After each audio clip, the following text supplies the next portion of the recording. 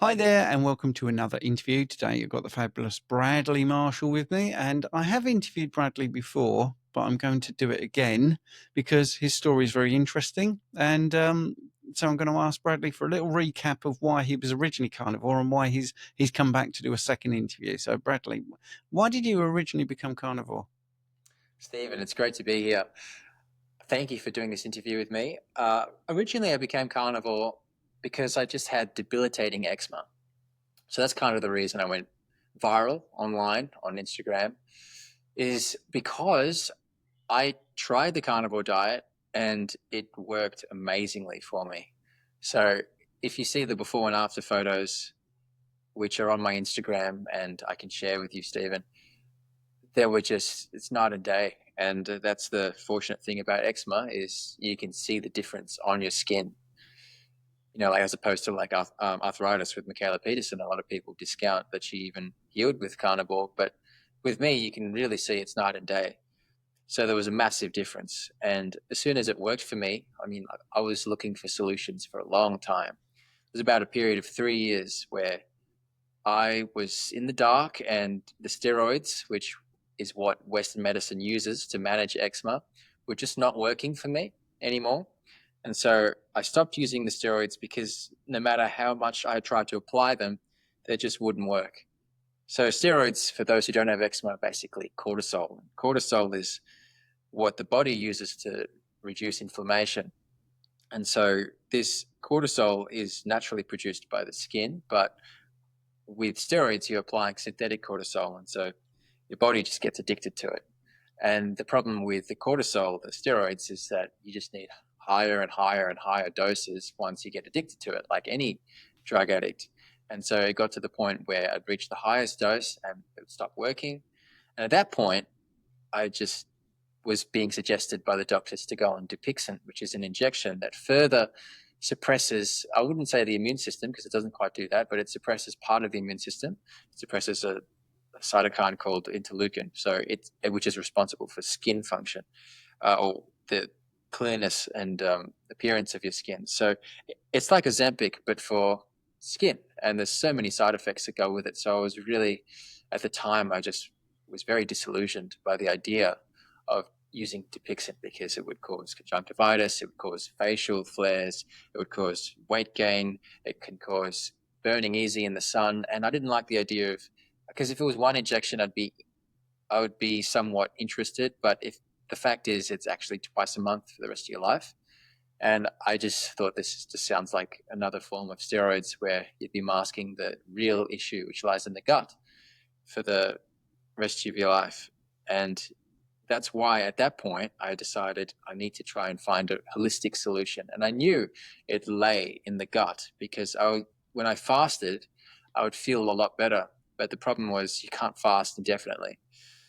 And so at that point, I was joining these holistic health centers where people were doing ice baths and cold water therapy and saunas, of which I still practice to this day. They really helped me, especially bathing in the ocean. Chlorine filters are another massive thing that helped me in the shower.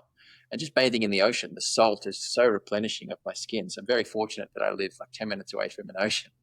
And it's a bay, so it's quite safe. There's no sharks or anything that come in. Very rare for sharks to come in. So at that point, anyway, I was at this gym and someone just recommended to me, go on a carnivore diet. And then I tried it. And then 14 weeks later, literally 14 weeks later, I was healed. And it's night and day. You can see the photos. And one is just, I was just in pain. I couldn't sleep for longer than an hour. It was just wounds everywhere. It was something out of Freddy Krueger, and I'd be teaching piano and the kids would look at my fingers and be horrified. And I'd lose clients because I'm a pianist and a piano teacher. I'd lose kids because they were so petrified of what my fingers look like. And parents would even say, why don't you wear gloves? But the problem is you wear gloves, your hands are weeping. You put on the glove, your hands stick to the glove, and then you take it off and you rip it again. And it's very uncomfortable and you can barely play the piano that way. It was just a huge mess. But the carnivore diet just managed to heal me up quite fast and amazingly. Yeah. Oh, well, I spotted something you said there about the ocean and Mm. a chlorine filter. Is that something you Mm. have at home then? Tell me a Yes, I bit. have a chlorine filter on my shower. So that chlorine is something that really irritates the skin. And it's something I noticed when I was a kid diving into a pool in swimming lessons. I mean, chlorine, for people growing up with eczema, I mean, the chlorine, it was somewhat manageable for my skin with steroids. So there would be times where it would be really bad. Other times it would be just manageable. So you apply the steroids when it's bad, and then the inflammation would go down. But going into the pool, I always noticed I was always itchy afterwards, especially with open wounds. And so the reason why you're itchy is the chlorine. The chlorine just dries out your skin. And so it's the same thing in a shower. It's not as strong as the pool, but there is chlorine in the water. So if you invest in a chlorine filter, it removes the chlorine. And then the showers are still not as powerful as the ocean, but it's less irritating. Definitely. And All I know right. people who swear by it. They say, it's night and day. Like my skin is so much better that I just use a chlorine filter now. And they're Yeah. not even on the carnivore diet. So it's massive for eczema.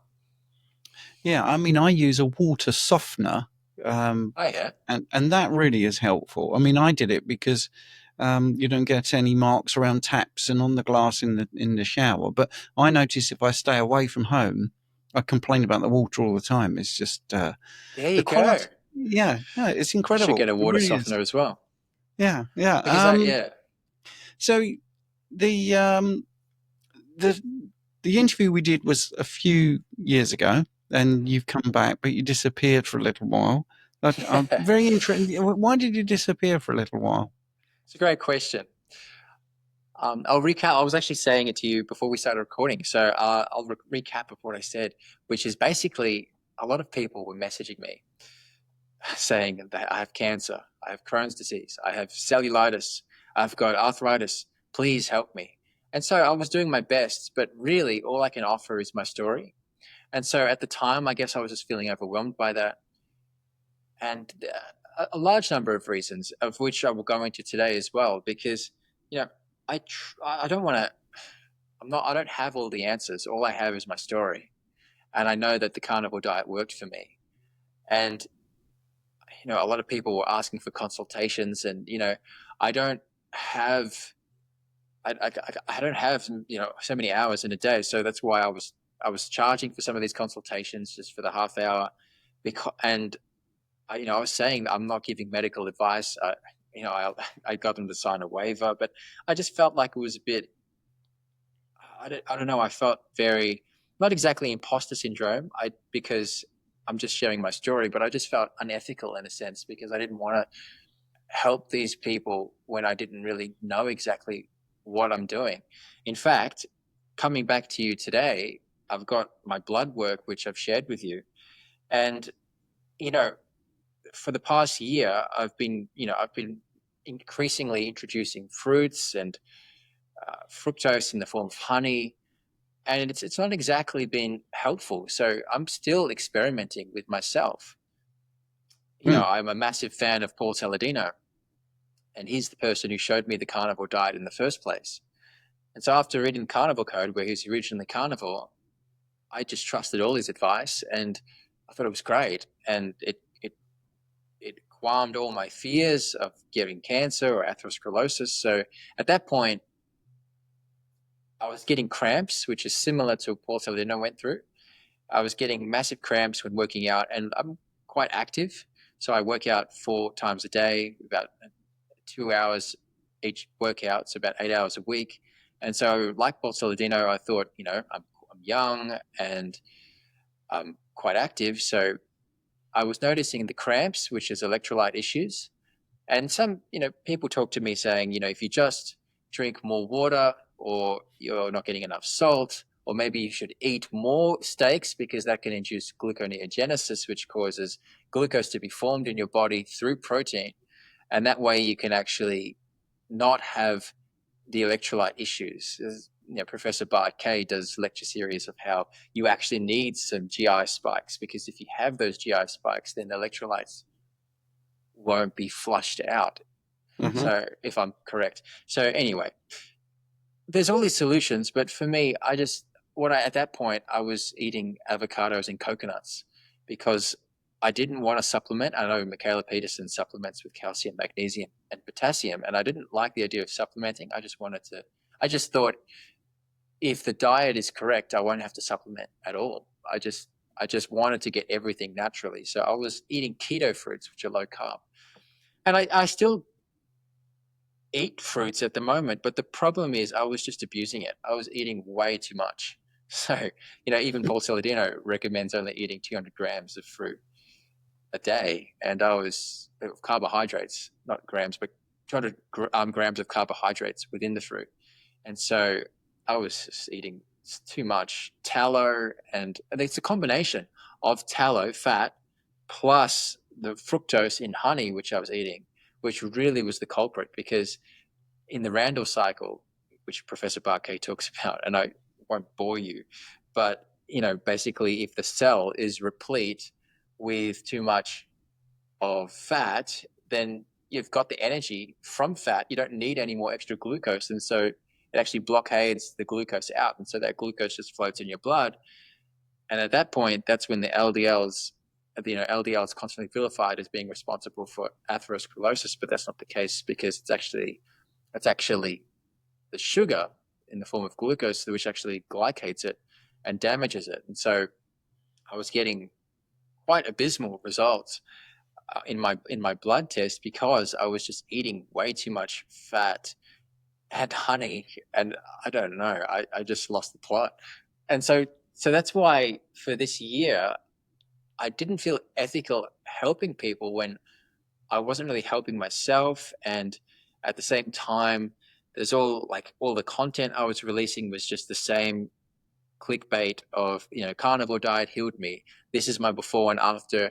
And people were commenting like, instead of actually being just clickbait, why don't you talk about this, blah, blah, blah. And I was doing as much research as I could, but I do all my own work. So I edit all my own videos, and I'm always trying. I'm a perfectionist, so like I'm always spending hours and hours on podcasts and trying to make it like editing the podcast and making myself sound good. And this is why I love doing podcasts with other people, not editing it myself. Because like when I just listen to myself, I'm like Johnny Depp. I can't stand watching myself on camera, and so it just never gets released. And so that's literally a year has passed since the last time I released something, just because like just the feeling of going back to the workstation and editing things again, I just was not in the right headspace. It literally took last week. I was at this Carnivore event where all of these massive speakers like Dr. Kiltz, Carnivore Ray, Steak and Butter Gal, Limitless Lindy, who benefits from the carnivore diet, losing like pounds and pounds of weight. And so there's all these huge influences there in the carnivore space. How to Carnivore, which is just massive pages. They were all there, and it was so inspiring. And I just felt so honored and honored to be able to speak there. I was one of the guest speakers, which was great. I spoke for about half an hour and spoke to this crowd who are all carnivore. And it just was like a defibrillator to the heart. And it just got me back into it. And so that's why I reached out to you straight away and said, I'd love to do that interview that we were supposed to do last year, but never did. And it's got me back into it. So I've just been editing again and posted a reel just about last week. And I'm keen to get back into the space because, I love what I was able to do. I love the fact that, a lot of people still, even though I haven't posted for a year, a lot of people were in the audience from Melbourne who found my channel and helped them. And they came up to me and said, it was Carnivore Ray, even funnily enough, said to me, your reel was one of the first reels I saw before I even went into Carnivore. I'm like, that's crazy because he's got I don't know, 500K followers now or so. He's just Yeah. because he's been consistent with it, and but he said, he said to me, I never pictured myself as an influencer. I just, it really made me feel good. And I just started talking about it and it resonated with so many people. And now he's got 500K followers. But it was amazing to me that all these people, including Carnivore Ray, were coming up to me saying, all your content was so inspiring. It helped me on the carnivore diet. And I said, wow, it reminded me that it does matter to post and to share your story, because you know, you don't really have to feel like a broken record saying the same thing, because some people haven't heard your story yet, and it might reach new people. So I don't know, it just got me back on the train, and I'm keen to be back in the space, like talking about my health journey. But Yeah. that's largely the reason why I spent a year away. I was like kind of reflecting. Plus, I've lived my whole life with eczema, and I've just kind of just been living life this year. So yeah, you probably saw on that blood test there were a few like STI checks there too. So I'm safe, and yeah, I've just Yes, been a we bit. won't get into that. Don't worry. Yeah, but you know what I mean. I'm just like, I've Yeah. never lived. I've never been in love until this year, and it's been nice. Excellent. Because I've just lived a life of, you know, kind of torment and restriction with eczema, and now I've been able to live. And so I just kind of had a year to myself before I dive back into the social media space and just, Mm. tackle it. And if I grow from here, that I don't have room to have a break in the future, then I'm glad that I did it now while it's still under 100K followers. And it was much needed. It was definitely much needed. Just a space away from social media and just to ground myself. Yeah. Well, it's great to have you back, and your story is inspiring. And I know exactly what you mean about feeling like you're a broken record, because I do a live stream every single Sunday. We've been doing that for about 3 years, myself and Richard Smith, and the same questions come up. But you have to do exactly what you say, and answer the question like you think nobody's ever heard it before. And most of the people that have heard it before, because we have a fair few people on, a couple of hundred Mm, watch the live stream wow, live. Um, amazing. they've heard it all before, but many say, "Oh, it's really nice to go back to basics," and I'd forgotten that, and those sort of Mm, things. I mean, I'm going to move on to your bloods, because one of the things I would say is if I didn't know you were eating fruit and honey, I did from your bloods. So yeah. that's one of the interesting things. The triglycerides doubling within a year. Um, as many people try to claim, especially lately, that the sugar and sugar diet and fructose is fantastic. You definitely see a huge elevation in triglycerides Hmm. because all that sugar, once your glycogen stores, once your liver is full, um, it will turn to fat, and that's what your liver's doing. It's turning all those sugars into fat. I mean, I'm the same with Winnie the Pooh. He was very good when he started, Paul Saladino, but I think he has too many carbohydrates, and possibly I could have helped him when he was having his cramps and stuff. But he is a good guy. I mean, I was watching an interview this morning with Philip Avardia, so I don't think he's one to completely dismiss, because there's some good stuff there. The seed oil Mm, stuff, the kale is BS and all that. I like that, but I think mm. the fruit and honey is possibly a little bit misguided. But we shall see. Yeah. Time will tell. It's interesting what he talks about, because he said, because his AST and ALT is elevated too, and he says in his interviews that sometimes they fluctuate and it's okay for them to fluctuate. He also says that fructose is wrapped in fruit inside the fiber, and so the GI spikes less because it gets released slowly with time, because it's wrapped up in that fiber versus just eating high fructose corn syrup. So that's why. But the problem with me, I was just abusing fruit way too much, and too much honey and too much tallow all at once, and so Yeah, I've massively restricted the fruit I eat now. I try to aim for anywhere between just 30 grams a day, 200 grams max. Yeah, even that's too much of carbohydrates. Uh, so for me, I feel a lot better. I'm keen to get bloods again, because I did a 5-day fast after I did that blood test and saw how awful it was.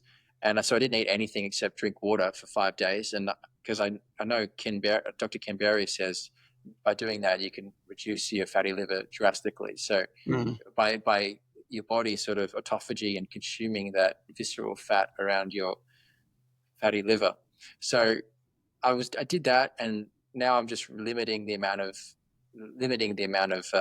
intake of carbohydrates. Interestingly, there's some articles which say you can get fatty liver by eating too much steak. I don't know how true that is, but I try. Well, the words "too much" apply to everything. If you say too much, Yeah, you can have too much water, can't you? yeah, that's You true. know. So yeah, if you're sitting there eating steak and you're not hungry and you're forcing it down, Mm. that's too much. Yeah.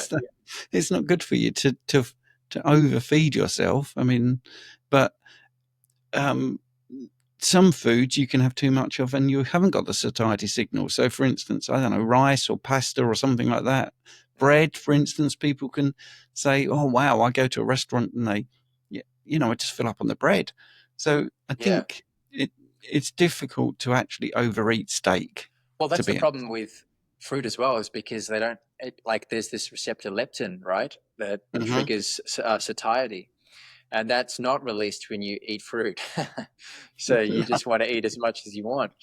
And so I'm really counting the calories now. I'm really counting the carbohydrates every time I do eat fruit. I, I didn't want to cut it out completely because I still get those electrolyte cramps.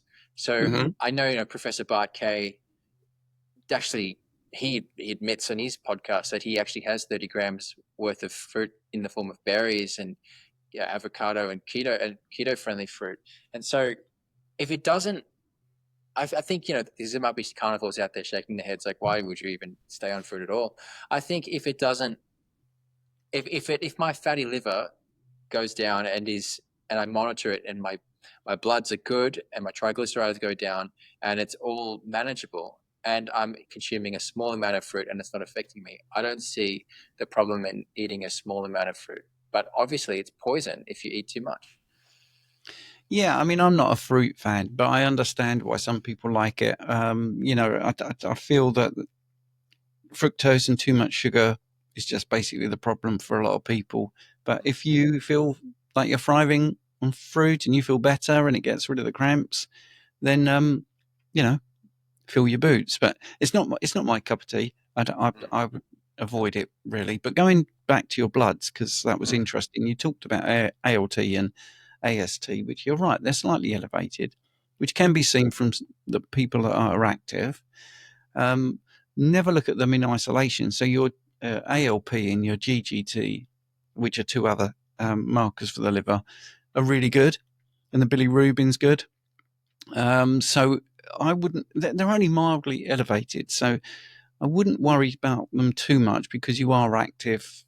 You could get into things like FibroScans and you could get into more testing, but I don't think you really need to. I'd be concerned if your GGT went up and your ALP as well, or you had problems with bilirubin. But I think if we look at the liver enzymes and the whole panel, actually, I think once you take down the honey and you take down the fruit, I think I've cut out they, honey they, completely. they would come down a bit.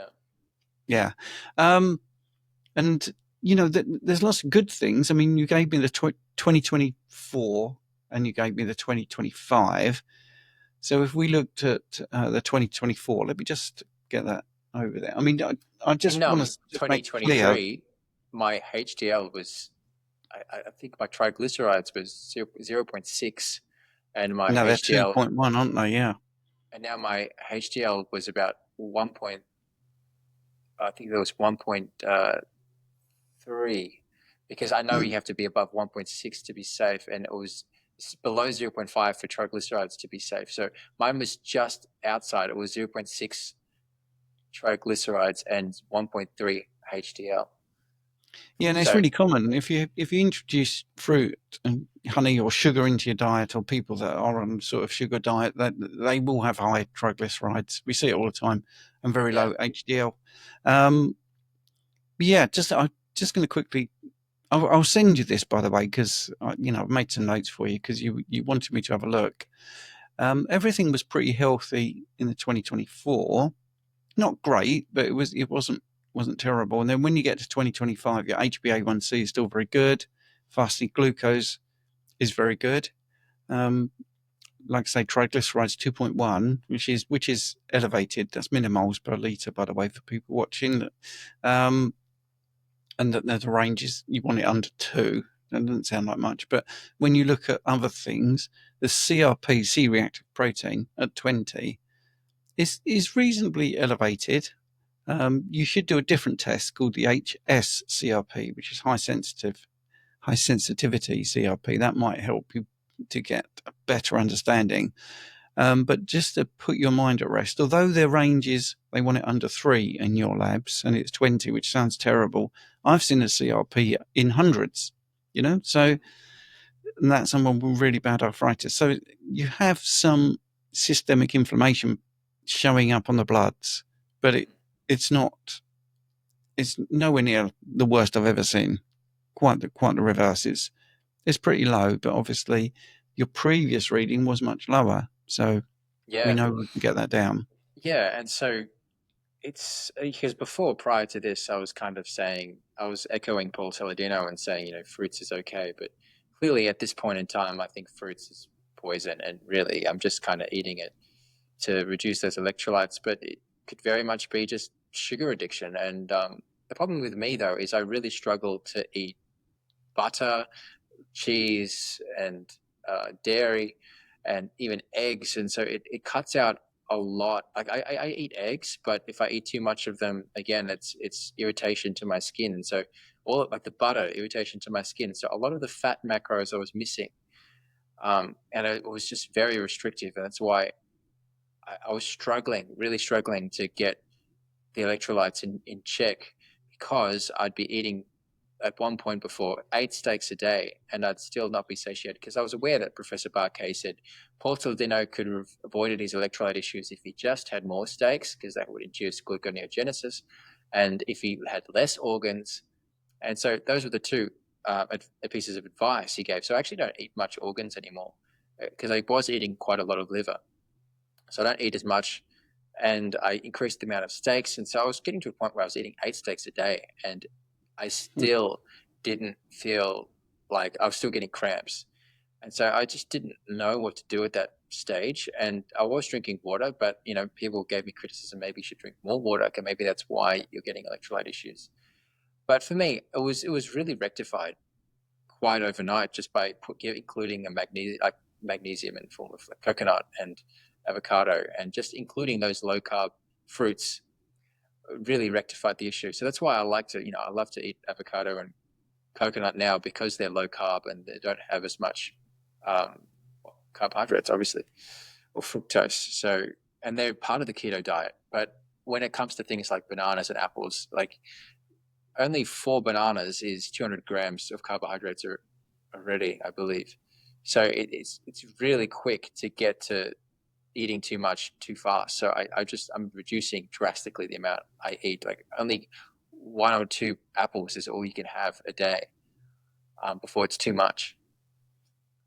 So how did it affect your skin once you introduced the fruit and the honey? Did it do It didn't. anything? It didn't really do anything. That's why Yep. it was insidious in a way, because I thought it was okay, because all the time when I ate foods that were bad for me, my skin would give me a warning saying like, I'm itchy now, it's coming up on my skin. Stop eating that. And unfortunately, I still get that with butter, and even, but I'm yet to try butter that I'd love to try, like raw milk butter, or but it's not available in Australia. But like even I don't know, even A2 milk. But the problem is most of the butter is, even the organic ones, sometimes they're infused with seed oils, and I just find it quite, it makes me itchy, and so I avoid it. But the fruits, it didn't make my skin come up with any eczema, really. It was all okay. And so I thought things were great. But then, obviously, all of last year, I started getting really fatigued and tired. And I wasn't sure why. Obviously, it's the fruit. It's because now that I'm eating much less, I have so much more energy. So I'm keen to get my bloods again, um, which, I'll update you if you like, once I get them. And I'm fingers crossed they're a lot better, but I feel a lot better already. Yeah, and yeah, I'm always interested because the more data I have, the better it is, and it helps me long term. With all the bloods, it's always interesting to see trends. For instance, like I say about the triglycerides going up so much on yours was pretty obvious that there were some incoming carbs. Yeah. And I would also be interested to see how your liver markers improve actually with slightly less carbohydrate intake. Well, I was eating as well a lot of tallow just straight from the jar, which I think the combination of that and the honey is the Randall cycle, which is just Mm. awful. Yes, yeah. Don't mix the fat and carbs. Definitely not. That's one thing that definitely I think everyone pretty much agrees on, even on the other side. Um, yeah. Well, when will you be doing the bloods? Because it'd be nice to see the Yeah, difference. What, in about 2 months, three well, months, something like that? yeah, probably, yeah, in about a month's time, just to see, or 2 months' time, just to see, just to give me time to adjust to the new diet of restricting the fruit intake. Yeah, it's good. And how's your energy levels? Because you are quite active. Yeah, it's great. I feel a lot better, seriously. I mean, prior to the fast and changing my diet, I was really tired. I was quite fatigued, and I wasn't sure why. I was like I was saying to my dad and my personal trainer, like, I feel really fatigued, and I'm not sure, I'm not sure what's wrong. Now it's obvious. It's the fruit. Mm. But no, Cool. I feel a lot more healthy. I'd be interested to see, like, does Paul Saladino release his bloods?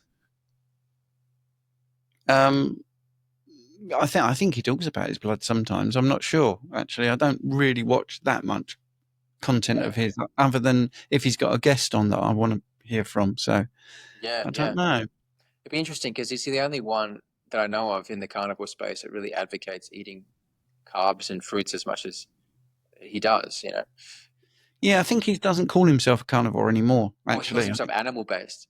yeah, animal based. So um, yeah, it's a lot of carbohydrates. I know he says it's in fruit and it's wrapped up into fiber and all that sort of stuff, but the body's pretty smart. It doesn't not break it down. It breaks it down and it ends up going. Fructose goes to the liver and the glucose goes into the bloodstream, and the fiber goes down the toilet. So Yeah, it, it gets to your body at some point. But yes, there's a and lot of that's truth. clearly showed with me too. And it took this experience of trial and error of testing to realize in my mind that this is the wrong journey to eat too much fruit.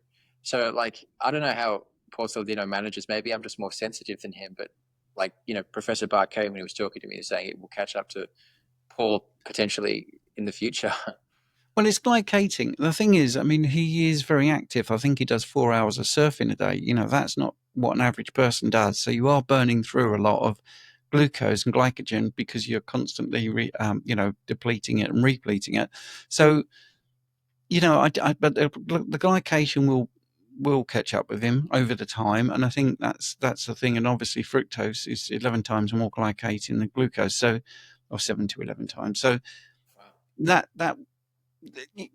the thing is, I've been there in my 20s and 30s. I wouldn't have believed what I think in my 60s because I was doing really well. I did a bodybuilding show. I'd won a singles tournament in tennis. I was pretty good at running. I was so I thought the high carb diet with lots of fruit and veg and fiber and all that all worked until I got into my 40s, and then I started to get lower left quadrant pain and I had to have a colonoscopy, and it all caught up on me.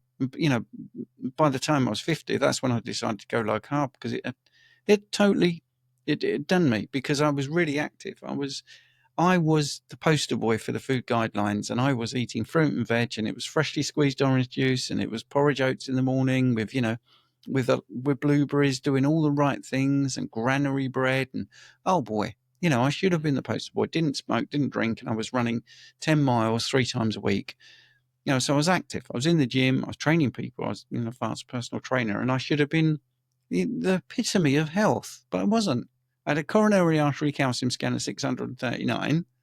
I had lower left quadrant pain, colonoscopy. Thought I was going to die of cancer because I still believed in genetics being the biggest thing. My mother died of colon cancer, and I should have learned from that actually because she was told to eat fiber, and she was on bran flakes and Wow.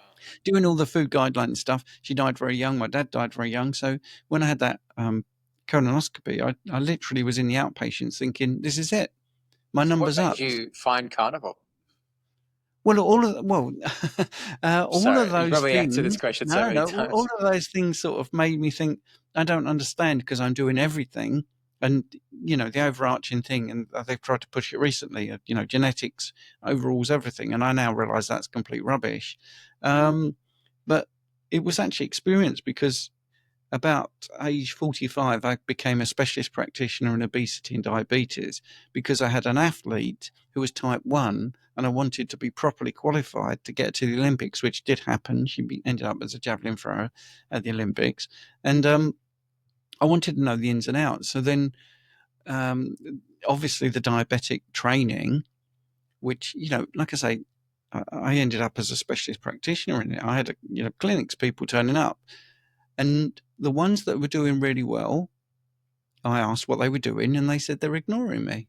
They've done Atkins. That was a thing at that point. There was all the good ones, all the people that were doing well and reversing their diabetes were all low carb. None of them were doing what I was saying. None of them. And you can only listen to that for so long and realize, you're doing the wrong thing, because that's why I was, blood tests are all right, but clinical experience is the most important thing. So if you said to me, well, thanks for doing my blood, Stephen, they're you've said they're all fantastic, but I feel like crap. Well, they're not fantastic, are they? And vice versa. You're worried about certain things, but actually your outward presentation and your energy, your sleep and all that are much more important than numbers. And that's what I realized. So dealing with people made me think, right, I've got to learn something new. It wasn't carnivore straight away, but I went low carb, and literally, like you said, with your eczema, 14 weeks, and wow, a lifetime of agony, 14 weeks, it's all gone. Wow. That was my sort of experience, low carb, my body composition improved almost instantly. My energy levels went up. So I looked better. I felt better. I was constantly, not looking how I should, considering all the activity I was in, what I was eating, and, all that. I wasn't overeating, wasn't eating junk. My body composition really improved. Then my pre-diabetes went, because I was doing the bloods. I know I was pre-diabetic. I know I was on the way, which is not great when you're trying to help people not have diabetes, that you yourself can't do it. Alluding again back to what you said, you've only got your own story. Well, my own story was it wasn't working. So I had to do low carb, and then once I'd done that, and I'd done that for a couple of years, you just constantly think, oh, maybe if I cut it even more, I went keto, maybe that would be even better. And of course it was. It was much, much better when I went ketogenic. And then I got to age 55, and I signed up to Meet RX, and with Sean Baker, huge respect to do his training, which was great, to be an online consultant doing carnivore coaching and all that, and fasting coaching. Really good. I thought, well, I'll do it 90 days, maybe 30. I might get to 90. I don't know. So I was 55 and did 30 days carnivore. And now here I am. I'm going to be 61 in a week's time. So it'd be 6 years as a carnivore. I haven't looked back. And I've done experiments, when I did my continual glucose monitor experiment about 6 months ago, and I reintroduced carbs, and I did it properly. I had a running period and a washout period, but, that ruined me. Absolutely. Eating bananas and oats. I've got it here, actually, because people find it hard to believe, but that amount of oats was what I had. Tiny Yeah, I don't amounts, mess with oats at all. I find the oats really detrimental. yeah. And I used to eat them all the time. And Same. when I did the CGM experiment, I had a serving of oats, and I thought, oh, well, yeah, obviously I've got to put what I used to put in, like some honey or some maple syrup, and I've got to put the blueberries in. But I'll just taste it just to see how sweet it actually is. And wow, never knew. Years I'd been eating it with those other things, but just oats on its own shot my blood glucose right up. Wow. And so then I had to let it come down. And I used to have a banana, like half a banana sliced in. I had 5 really small slices and a teaspoon of honey. And I had 20 grams of oats. And whoo, spike again. So if my glucose is spiking, my insulin is spiking. Well, it took me ages to get over that experiment, because I'd done that for about a month of carbs and doing all live experiments online and showing people the glucose meter and all that sort of stuff, and my ketones, through the floor, because obviously the carbohydrates are stopping me producing ketones. And to be honest, I think I've only really just got over that. experiment. I think I've gone back to adapting to carnivore over the last 3 months. So Mm, you've done what I did. I mean, I did it for content mm. to show people that, um, you know, How what I detrimental can used to be. eat, I did Yeah. tolerate. And people say, well, you'll fail a glucose tolerance test. Yep, yep. I'm quite pleased to do that, to be honest, because I'm never going to have 50 grams of carbs in a liquid drink or 100 grams of carbs in a drink. I don't want to be able to tolerate that because, as you said, your body tells you this is not good. You should not be doing that. So, if I had 50 grams of carbs in a glucose tolerance test, 20 minutes later, I'd be asleep. I'd be in like a sugar coma because my body's saying to me that's way too much carbohydrate in too quick a period. And I used to help administer these, and it is deliberately a stress. It's meant to stress the body. It's meant to be a lot of glucose. That's the whole point. Can you tolerate it? It's not a glucose thriving test. It's a glucose tolerance test. So if you're low carb, keto, carnivore, I don't recommend people do that. Or you can cheat it, which is have a lot of carbs before you do it, 3 or 4 days up to the test. Then you'll pass it. But I don't want to do that. I want to be healthy. So, went on a bit of a rant there, Bradley. I'm sorry about that. No, I'm sorry. But, Even the fruit is all hybridized these days as well. It's yeah. genetically modified so that it's more tasty, like candy. Mhm. So what does your diet look like at the moment? I'm sure you get asked this all the time, but do you have like no carbs at all? Uh, well, right now, you mentioned a 5 day fast. I'm actually doing a 5 day fast to support Oh my wow. people in my school community. Richard Smith and I have a community of people, and I'm not a big proponent of extended fasting, but a few people said, in the group, um, I'm thinking of fasting. Is anyone able to sort of hold hands with me and help me? Yeah, nice. So I said, well, I'll start. I'll start. I think it was just Tuesday. Might be Monday night at seven Yeah. o'clock. So I'm going to do 120 hour. So, but normally what it is short ribs. I like short ribs. I like lamb, leg of lamb, at least twice a week if we can afford it. Rib eyes, sirloin, Mm. eggs. Do have eggs, obviously. Bone marrow, I think, is really lovely. Um, Do you in make it fact, yourself or do you get like the bone marrow broth? Like in um, the well, yeah, just get bones from the butcher. Yeah, And ask, okay. yeah, and some butchers, because we buy a lot of meat, they'll give us the bones for nothing. Um, if you haven't got a butcher that will do that for you, you can get it online. You can, it's easy to get. And also, when you're fasting, and this is one of the things I would say, a little bit of fat. So, for instance, if I'm really struggling, I'm playing football tonight, and I feel like, wow, I'm 2.5 days into fasting. Will I be able to keep up? And everyone is at least 15 years younger than me at the football. I am the oldest one there. Wow. Um, I might have a bit of beef tallow, bone marrow tonight. That's Just not before I go. cutting into the fast though? Like that's not breaking your Well, fast? it's only a small amount. I mean, it literally is sort of like less than a teaspoon of bone marrow, so it's not really. Um, but I probably won't. I'm just saying that. Well, actually, I'm trying to teach people about fasting. You've got to be intuitive and you know uh, plan ahead properly. So Yeah. I'm thinking, what would I say to a client that said I'm going to be playing football tonight and I'm worried about my energy? That's what I would say. We'll have a Yeah. spoonful of bone marrow. Like I skipped all my workouts last week. I just made sure that because I did the fast last week actually. I just didn't want to work out while I was doing the fast because I just wanted to take it easy. And I just did the 5 days. But day three, I was still going to work and doing everything. Like day three, I was thinking, wow, I just want to have a steak so bad.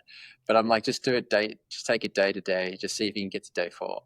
So I got to day four, and then I got a bit hopeful there. I'm like, okay, I think I can do it. So day five, I made sure I got exactly to around 9 p.m. I started the fast. I started the fast the day of the carnivore event, which was like a Saturday, and then Mhm. so the last meal was the Saturday night at about 9 p.m. And then the next day until Thursday, I didn't have anything, just water.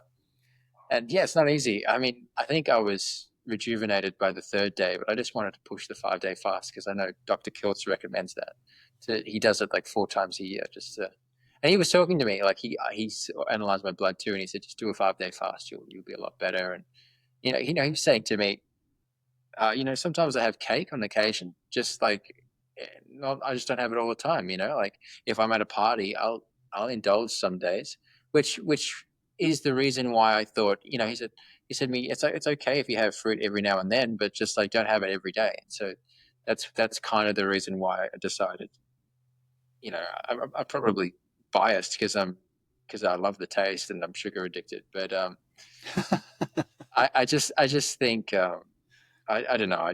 I didn't want to cut it out completely. I just wanted to limit it drastically to Yeah. just 1 or 2 apples or 1 or 2 bananas, and that's it. Yeah, and that's the thing. If you can be a moderator, and that's the other thing. I have a lot of people in my group that are abstainers. They have to say nothing, all or nothing, you know. And I get that. If you can moderate, if you can have, I don't know, a banana and not feel like you want to crave that for the rest of the week, and and have too much, or if you can have a bit of cake and then not want 3 more bits of cake, that's okay. But many people have come from a sort of Binge eating eating, disorder, yeah.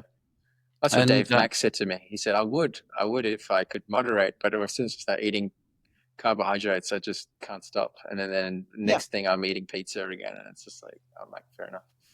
and that's it. I mean, one of the things I think we're all individuals. I mean, there will be comments in my YouTube when I put this out. Well, you gave him an easy ride when he was talking about fruit and and honey Yeah, and you all should that. have grilled me. But it's life. I mean, honestly, I think carnivore isn't it. It isn't about being miserable. Yeah, And this is the thing with coffee, for instance. I've given up coffee because of the acrylamide and the joint yeah. I pain don't I don't after drink coffee. the many years of not saying it's bad, but then it hit me. Yeah, but actually, that's a really good example because up until age 59, I thought coffee. I don't believe Chafee about this joint pain stuff. I don't believe it because I drink coffee and I don't get it, and then all of a sudden I got it, and I didn't put two and two together. And I was just thinking, well, I'm getting older, so my knees are going to hurt after football, aren't they? My ankles are going to hurt. My boots are going to not be that great and comfortable. And so I thought I'd experiment, and I took the coffee out. And lo and behold, I didn't ache after the football. My Wow. knees didn't hurt. My ankles didn't hurt. My boots, which I genuinely thought were too small, that's how inflamed my feet were after the football. I thought, oh, they're probably a bit too small. I need to maybe go the size up. They fitted perfectly. So I've got some empirical data there. My feet were definitely inflamed as soon as I stopped the coffee, because it's a roasting process, the acrylamides accumulate. I didn't get the joint pain. So hats off to Anthony Chafee there for banging on about that, because I wouldn't have listened to many other people about it because I was having a great time and it didn't really hurt. And then all of a sudden it did. So, going back to, can you have too much? Exactly. Yeah, I was having too much coffee, way too much. And if I try to have one a week or something, I have one and then I think, well, I'll have another one tomorrow.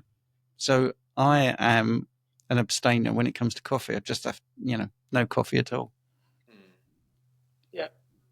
And the people in the comments who think I should be grilled, you're right. I mean, the blood tests reflect that. So it supports the carnivore diet, like too much fruit is just literally, as Dr. Anthony Chafee says, plants will kill you. And that's Yeah. exactly what was happening to me eating too much fruit. So it's not, I really should maybe cut it out completely, but I'm just limiting it, and I can limit the amount of fruit I don't binge eat. And it's working for me. I feel like now I'll see in the tests in a few months. But carnivore diet, it's the way. Yeah, I'm not. it is the way. Yeah, I mean the plant thing in Northumberland here in the UK, there's a garden called Alnwick, and it's actually called the Poison Garden because Wow. it has over 100 plants in there, and you can't actually go into the garden. Yeah, it's a big posh one attached to a big stately home. You can't go into that garden without a sort of escort because the plants are so dangerous. Seriously, Wow. it actually has on the gates to the What, like, garden. like just touching it or eating it? You mean? Touching it for some, yeah, being near it, eating them, Really? yep, absolutely, You yeah, can't. You can't absolutely. even touch it, like, or even be near it. Some of them. Yeah, some of them. And it's got a big sort of skull and crossbones like the pirate thing on the outside, and plants That's will kill you. crazy. Yeah, it's called the poison garden. They've actually sort of embraced that now, and Yeah. it is now called the poison garden, and there's Wow. definitely over 100 plants. So anyone that says, well, plants aren't toxic, they won't kill you, there's at least Yeah. 100 in Well, Northumberland well, in that's a what little Paul garden. Saladino says about fruit. He says, plants will kill you, but the thing about fruit is that the plant wants you to eat it so it can germinate more seeds because, it's the fruit of the tree, and then that way the animal eats it, and then the animal walks somewhere else, and then more trees will grow. So it was kind of this logic that there's less defense chemicals, and you have this plant toxicity spectrum, which I followed, and I kind of made sense to me because I was allergic to nuts my whole life, and I was allergic to beans my whole life. And so cutting out legumes and the nuts and all of the high oxalates, spinach and all of the brassicas really worked for me. I don't eat any vegetables, but it kind of made sense to me last year that maybe eating fruit was okay because it had less plant toxins, and that's why it wasn't showing up as inflammation on my skin, but clearly showing up in my liver as fructose glycation and fatty liver. Mm. Yes. Right. Well, look, I've gone over time. I normally do 35 minutes, but you've been such a good guest. I've gone to 50. Can't believe it. So, Bradley, stay in the room, but I'm going to stop recording now. But it's great to catch up with you. Yeah, lovely to catch up with you. Thank you again. Let me stop that.